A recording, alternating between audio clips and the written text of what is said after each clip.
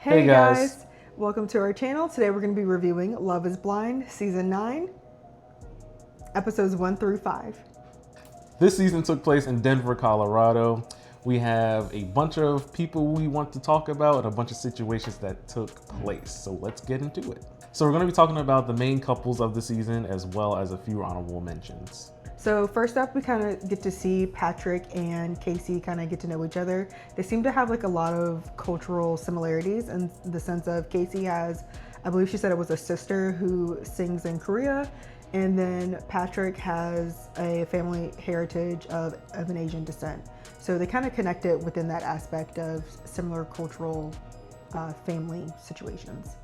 And then up next, we get to see Patrick and Anna also kind of connect on the same thing. They're both of Asian descent and they get to share their family history together. Patrick's way of connection definitely seems to be rooted through his family history, family tree, and bloodline. It seems like they were really hitting it off, and as she said that a lot of their they had a lot of cultural similarities, one being that they both didn't have a middle name. Next we get introduced to Anton and Allie, who pretty much hit it off right from the start.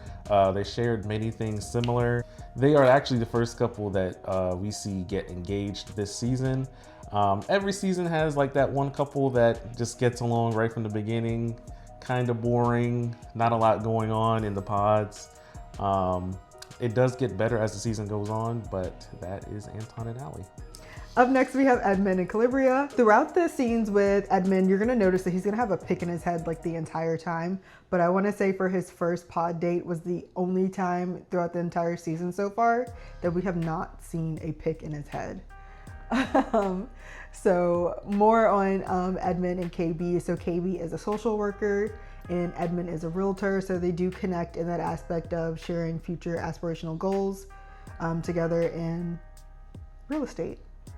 Some more things with their relationship. It kind of seems like Edmund touched on having a little bit of a troubled past, and KB does have work dealing with people with troubled past through her work and career. So it seems like they kind of connected in that aspect. So yeah, I guess he grew up in a group home most of his life. He was in and out. His parents were, he said he'd be with his parents for like a couple of weeks, maybe a couple of months, then they'd do something, he'd end up back in there. So he's very, very emotional about that. But he's also, from what you see, a very loose cannon. So while in the pods, we get to see this one clip of Edmund. He's kissing the floor. Okay, so we get to see Brendan, which I believe is his name, another contestant within the pods, and it's a pretty funny clip. Hopefully we'll get the chance to insert it.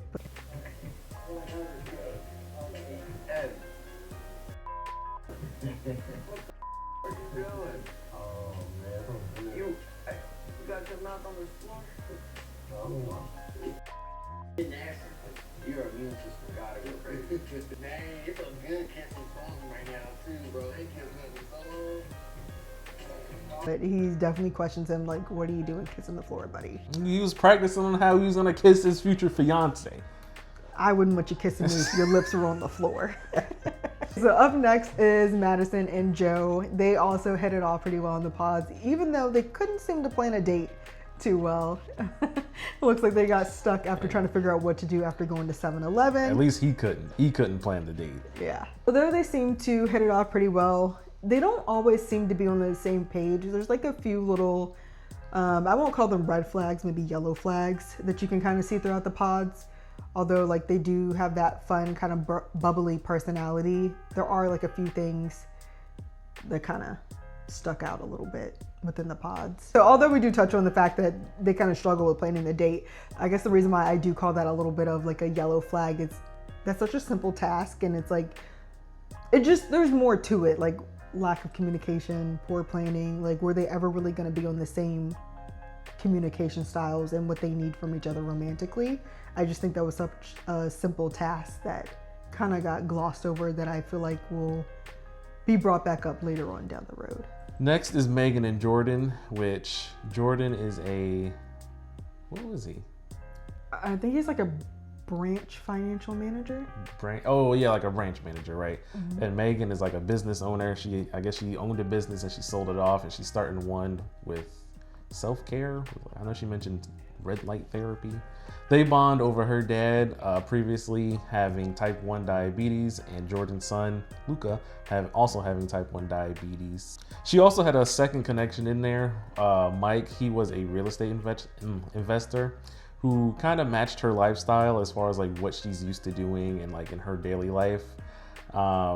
This went all the way to the end pretty much before she had a very touching conversation again about the type 1 diabetes about Luca. I think that's when she made the turning point, is when Jordan had mentioned that to her. And that in the end, they ended up being together. She kicked Mike to the curb. Not really kicked him to the curb, but she made the choice of Jordan over Mike. It is pretty interesting to see with Megan that she didn't choose the safe option with Mike because they kind of connected, as he said, on more of a financial aspiration aspect. And with Jordan, it seemed to be more emotional based. So that was a good, interesting turning point to see. Definitely excited to see where it goes as the season continues.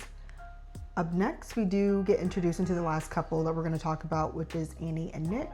At this point in time, we get to the end of episode 2, and this is when Anna decides to leave. Anna was one of the connections with Patrick, and Patrick's only connection that I think we see left is Casey. And it seemed like she kind of got like overwhelmed at one point. It seemed like once her and Patrick really started connecting, like really started getting to know each other and feelings getting involved. I remember she was like crying. She was explaining to the girls how she was feeling. It seemed like she just got overwhelmed with the experiment and she just left. She didn't even say goodbye to him. The season had a lot of people who decided to end the experiment a little bit early. Towards the end of episode 3, another one of Megan's connections, Blake, he also decided to leave. I know we didn't really touch too much on Blake leaving, because Megan did have 3 connections total. It was one with Jordan, Mike, as well as Blake. She narrowed it down to Jordan and Mike, and then because Blake left, essentially. So yeah, I think Blake left because he felt like he just didn't have a chance with the connection he had. Because he actually talked to the producers of the show. It was just like, I just feel like I don't want to waste my time here. I don't want to waste you guys' time. And I think it's best for me to leave. Nick had 2 connections, one with Annie, one with Kate. Ultimately, he decided to go with Annie over Kate due to religious reasons. And he did say that he loved Kate, and I guess they hadn't had a conversation about this before. I think she did bring it up before, but they kind of skated over it. But once it was brought up again, he was like, oh, I can't do this because, you didn't tell me you weren't religious or something like that along those lines. He was basically saying she said something without directly saying that she wasn't religious, wasn't into that. And she basically is just like, well, how can you love a person if, you don't love me for who I am? That's not really love, yada, yada, yada. And he basically just left after that. So at this point in the video, we're going to touch into the reveals. So these are all the couples that decided to choose each other and move forward in the experiment. And or so we thought. Or so we thought. Up first, we have Anton and Allie. So their reveal was, as to be expected, pretty normal. Because, everything in the pods that we saw with them was fun, happy, bubbly. Yeah, pretty straightforward. No hesitancy there or anything like that. They kind of just meshed well together. One thing I will say that I did notice with Anton that I thought was pretty funny, he came out squinting a lot. He had his glasses on top of his head, and so I could definitely tell he could not see Allie all that well until he got up close to her. Go ahead. After he actually did see her, though, he said that she was very beautiful, one of the most beautiful people he's ever seen. Usually when the couples, after they meet and they walk back to their pods, they're usually blowing kisses and just all still excited to see one another. Anton went straight for the champagne, and trust and believe that will come back around. She was like adoring him, just twinkle-eyed, and he just went back to his corner, poured another glass of champagne. One of the next reveals that we get to see is Madison and Joe. Madison and Joe, they seem to definitely, of course, like each other at first when you see them together, but I will say some things were like a little bit off as you continue to watch their interaction a little bit. So with Joe, it seemed to be, he was disconnecting a lot from what was going on. He was saying that he had like a loss for words. He couldn't really explain what was going on. He just seemed very out of it. Like it wasn't quite what he was expecting, but unsure, still going through the process and the emotions of everything. And he didn't really give like a lot of compliments when it came to Madison initially. A lot of the compliments kind of came from her fishing from them, more so like, do you like the way I look? Do you like my outfit? And it wasn't coming off natural for Joe, so I do think that that is something that is going to be a big talking point and come back up down the line. Yeah, at one point she had even said like, is there attraction here? Because I think because he wasn't saying anything, complimenting her, she just, at one point she just straight up asked like, is there attraction here? I think he said yeah. Initially, I think he said yeah initially. Yeah. Up next, we see KB and Edmund. Out of all the guys, Edmund is the only one who didn't have on a suit. He had on a floral shirt. Then he had like a flower in his hair, either attached onto his belt. Still had the pick in his head, per usual with Edmund that you'll see throughout the season. And with their interactions, they seem to both really like each other. Edmund still had his same goofy personality that he's been displaying throughout the season in the pods. And he did this run. He ran back with his knees up in the air, and the face that KB made was absolutely hilarious, but they did seem to hit it off pretty well during the first meet. She actually called him her emotional baby, because I think as soon as like he saw her, maybe a minute or two after, he started crying right then and there. So next we have Patrick and Casey, which upon meeting each other, Patrick, he just seemed very awkward, very nervous. Casey was cool, calm, and collected. They claimed to be very attracted to each other. As we find out later on, something there might not have been true, but initially they both get along well. Next we have Annie and Nick. With Annie and Nick, I mean, nothing out of the ordinary with their first interactions. Pretty nice. Between the two of them, seem to get along very well. Our final couple is Megan and Jordan, who theirs is just happiness, joy. They get along well. They're attracted to each other, and he ends up showing her pictures of Luca.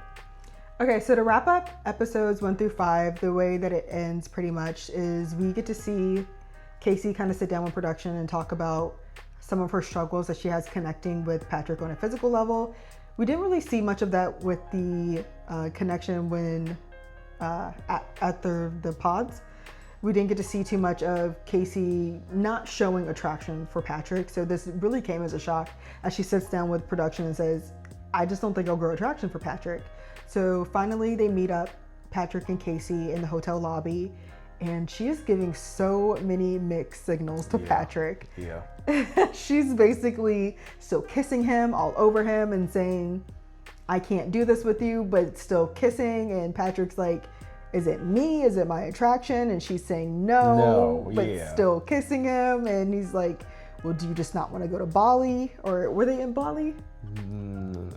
Or wherever they were going in Mexico, do you just not want to go to Mexico? And she's like, no, I don't want to go to Mexico, and I don't want to disappoint you. And he's saying, like, you're not going to disappoint me if you don't want to go to Mexico. But she's just not being straightforward with him whatsoever. At all, because at one point he kept saying, oh, I can come visit you. It's no big deal. We don't have to go. I can come visit you. And she's just like, no, you don't understand. Where instead of just being direct and saying like, hey, I don't want to do this. Because even toward the end of the episode, he's still thinking that they're still together. They're still going to see each other and all that. And that wasn't her end goal at all.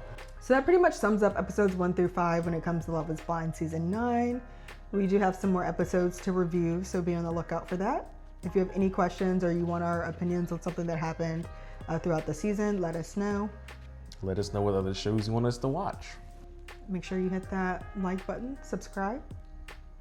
We'll see you in the next one.